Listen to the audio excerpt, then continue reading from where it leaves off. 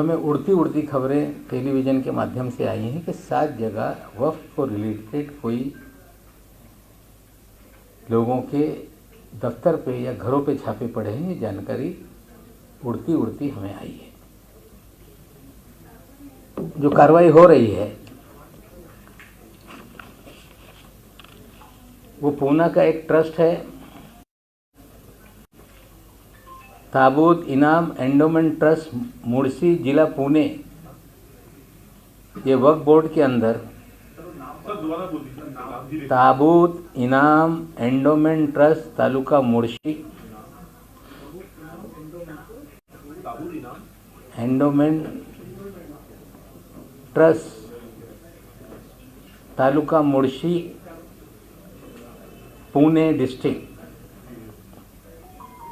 जो वक्फ बोर्ड के पास रजिस्टर है MSBW/PUN 131/2009 19/5/2009 को ये चैरिटी कमिश्नर के पास से वक्फ बोर्ड के पास ट्रस्ट ट्रांसफ़र हुआ डीम्ड रजिस्ट्रेशन से। वक्फ एक्ट 1995 महाराष्ट्र में जब लोकशाही आघाड़ी की सरकार बनी उस समय वक्फ एक्ट को लागू किया गया और वक्फ एक्ट लागू होने से जो भी चैरिटी कमिश्नर के पास संस्थाएं रजिस्टर थी उसका रजिस्ट्रेशन डीम रजिस्टर करने का निर्णय चैरिटी कमिश्नर ने भी लिया और तत्कालीन सरकार में उस वक्त मैं राज्य मंत्री था, हमने भी मिलाकर वक्फ एक्ट 1995 हमने लागू कराया।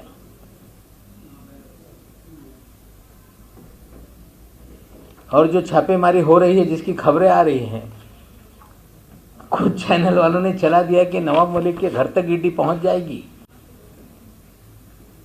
बता के आएंगे तो स्वागत भी करेंगे, लेकिन जो छापेमारी हो रही है ताबूत इनाम एंडोमेंट ट्रस्ट को लेकर, जिसमें पूना में MIDC ने 5 हेक्टर 51 आर जमीन एक्विजिशन करके लैंड एक्विजिशन ऑफिसर के पास पैसे जमा किए और लैंड एक्विजिशन ऑफिसर ने श्री इम्तियाज हुसैन शेख और अन्य जो ट्रस्टी अपने आप को क्लेम करते थे उनको 7 करोड़ के करीब 7,98,98,250 रुपये उनको एक्विजिशन के पैसे दे दिए। लेकिन कागज़ से जो जानकारी है टोटल 9,64,42,500 रुपया ये एक्विजिशन का जिला अधिकारी के पास पैसे जमे हुए थे।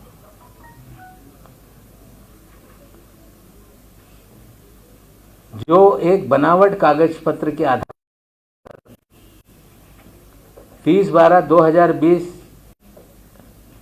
का कागज इस्तेमाल करके 7,76,98,250 रुपये ये उन्होंने अपने अकाउंट में लेने का काम किया। उसके बाद वक्फ बोर्ड को जानकारी मिलने के बाद कि जो NOC उन्होंने में दाखिल की है,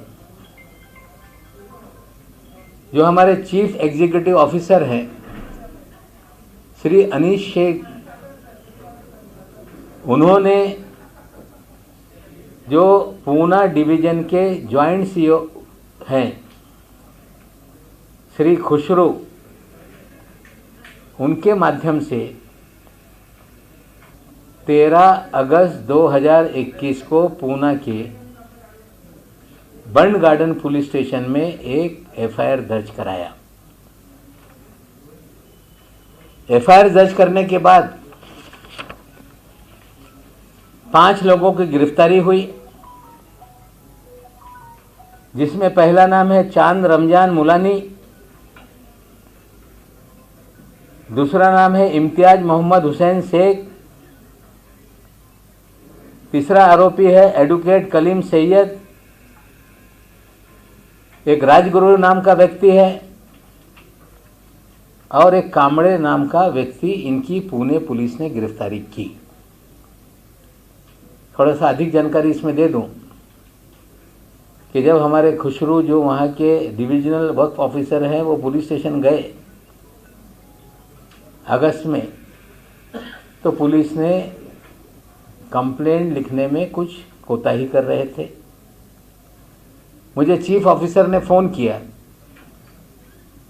कि हमारा divisional Waqf officer Bund Garden police station पहुंचा है, उसकी एफआईआर दर्ज नहीं हो रही है।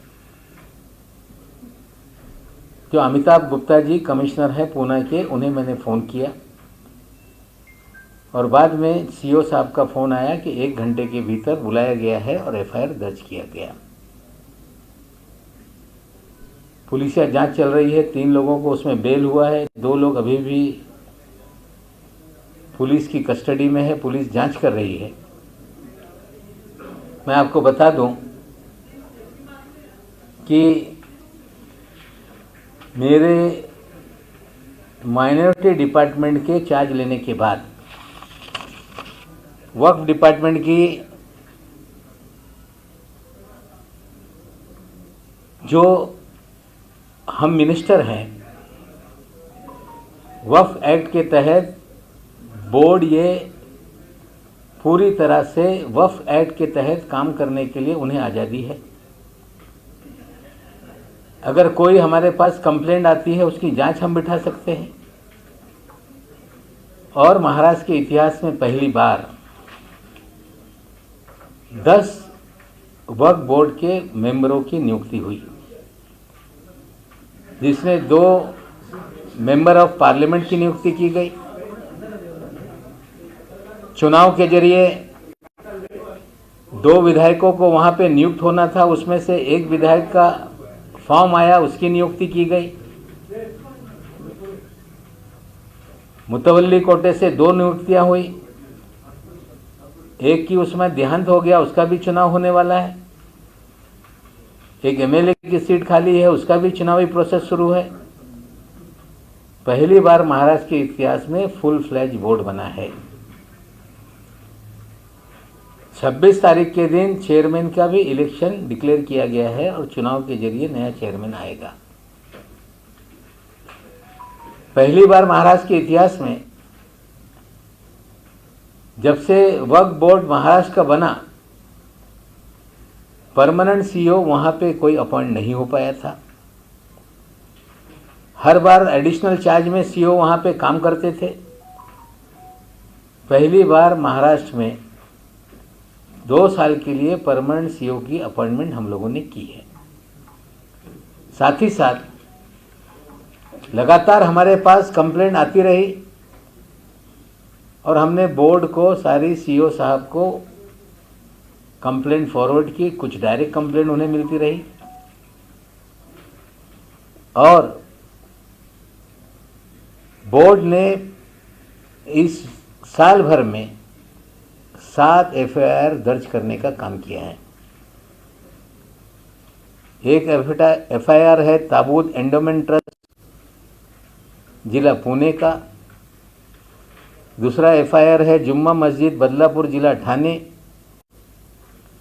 तीसरा एफआईआर है दरगाह मस्जिद गैबी पीर चिंचपुर आष्टी जिला बीड़, चौथा एफआईआर है मस्जिद देवी नीमगांव तालुका आष्टी जिला बीड़, पांचवा एफआईआर है दुर्गा बुरहान शाह ईदगाह जिंतूर रोड परभनी, छठा एफआईआर है मस्जिद छोटा पंजतन परतपुर जिला जालना, सातवां एफआईआर है दरगाह नूरुल हुदा मस्जिद कब्रस्तान दिल्ली गेट औरंगाबाद। और आपको जानकारी दे दूं कि इन 7 एफआईआर में बहुत सारी गिरफ्तारियां हुई। डिटेल अभी मैं दे नहीं पाऊँगा आपको, हम डिटेल एफआईआर डिपार्टमेंट को कहेंगे कि आप लोगों को दें। लेकिन आष्टी के मामले में एक डेप्यूटी कलेक्टर श्री शेड़के की भी गिरफ्तारी हुई है। जब से ये डिपार्टमेंट मेरे पास आया, वक्फ बोर्ड में क्लीन अप का अभियान हमने शुरू किया है। क्लीन अप में सरकारी अधिकारी भी नापे जा रहे हैं और क्लीन अप में कुछ बोर्ड के पुराने मेंबर हैं, वो भी नापे जाएंगे। पूरी तरह से पारदर्शक तरीके से बोर्ड का कामकाज हो, ये पिछले हमारे चार्ज लेने के बाद हमने पूरी कवायद शुरू की। वक्फ बोर्ड की मीटिंग 7-7 महीने होती नहीं थी। कोई चेयरमैन रहता था, वक्फ ऑफिसर मिलके अपना क्या काम करते थे किसी को पता नहीं चलता था। कोई एनओसी इशू हो गई तो बोलते हैं ये बोगस एनओसी है। हमने निर्णय लिया कि पूरा वक्फ बोर्ड का कामकाज ऑनलाइन सिस्टम से चलेगा। जो आईटी डिपार्टमेंट है महाराष्ट्र का, उसको पैसे दिए गए हैं, पूरी तरह से पोर्टल तैयार कर लिया है। आगामी दिनों में रजिस्ट्रेशन हो, चेंज रिपोर्ट हो, जो भी पैसे भरना है, किसी को लीज पे देना है, सारे काम को डिजिटली करने का निर्णय हमने लिया। बोर्ड से कहा है, सरकार उसमें पैसा दे रही है और डिजिटल सिस्टम से पूरा वक्फ बोर्ड का ट्रांसपेरेंट कामकाज हो, इस तरह की व्यवस्था हमने बनाई। साथ ही साथ बहुत पुराने कागजात हैं, पुराने दिनों में बहुत सारी फाइलें निकाल के लोगों ने जला भी दी। एक और निर्णय हमने लिया है कि बोर्ड के जितने दस्तावेज हैं उसको स्कैन करके उसको प्रिजर्व करने का काम हम लोगों ने किया है। आज ईडी आई है, हम उसका स्वागत करते हैं। एक एंडोमेंट ताबूत ट्रस्ट नहीं, मैं ईडी के लोगों को 30,000 जो भी वक्फ की संस्थाएं हमारे यहाँ रजिस्टर हैं, मैं उनसे विनती करूंगा कि 30,000 संस्थाओं की आप जांच करें। हमारे क्लीन अप अभियान में ईडी का सहयोग मिल रहा है, हम उसका स्वागत करते हैं। और ईडी वाले को ये भी कहते हैं कि लखनऊ शिया वक्फ बोर्ड की वहाँ के शिया कम्युनिटी ने प्रधानमंत्री को खत लिखा था, सीबीआई को दी गई है। वसीम रजा के भी लफड़े हैं, थोड़ा उधर भी ध्यान देने का काम करें। पूरी तरह से हम आपका सहयोग चाहते हैं और 30,000 मामले आपको देंगे। लेकिन खबरें चल रही है कि ईडी घुस गई वक्फ बोर्ड में, नवाब मलिक की मुश्किलें बढ़ेंगी। हमें लगता है पिछले 30-35 दिन से जो क्लीन अप अभियान हम लोगों ने शुरू किया है, शायद कुछ लोगों को लग रहा होगा कि इस तरह की कार्रवाई से नवाब मलिक को डरा देंगे। अच्छी बात है, आपका सहयोग हम चाहते हैं। आपको जो भी सहयोग होगा हमारा वक्फ बोर्ड पूरी तरह से करेगा, महाराष्ट्र की सरकार करेगी। लेकिन किसी की प्रतिमा मलिन करने के लिए फिर ईडी का इस्तेमाल होगा तो हमें लगता है मुगालते में डिपार्टमेंट है, गलतफहमी में डिपार्टमेंट है। आप सहयोग चाहते हैं, पूरा सहयोग हम लोग करेंगे। लेकिन लड़ाई जो मैंने छेड़ी है, जो लड़ाई हमने अन्याय के खिलाफ छेड़ी है, नाजायज लोगों को जेल में डालने के खिलाफ छेड़ी है, जो केंद्रीय एजेंसियों की संस्थाओं में गंदगी थी, क्लीनअप का अभियान हमने छेड़ा है। हमें लगता है इस तरह की खबरें बना के ना नवाब मलिक की प्रतिमा मलिन की जा सकती है, वक्फ बोर्ड में ईडी घुस गई, नवाब मलिक को डराया जा सकता है। हम स्वागत करते हैं, एक एंडोमेंट ट्रस्ट नहीं, 7 एफआईआर जहाँ जहाँ है वो पहले ताबे में ले लें। और जितनी वक्फ की संस्थाएं हमारे यहाँ रजिस्टर है, हम मांग करते हैं कि ईडी सभी संस्थाओं की जांच करे ताकि जो क्लीनअप अभियान हमने चलाया है उसमें आपका सहयोग मिले। धन्यवाद। क्या प्रश्न है?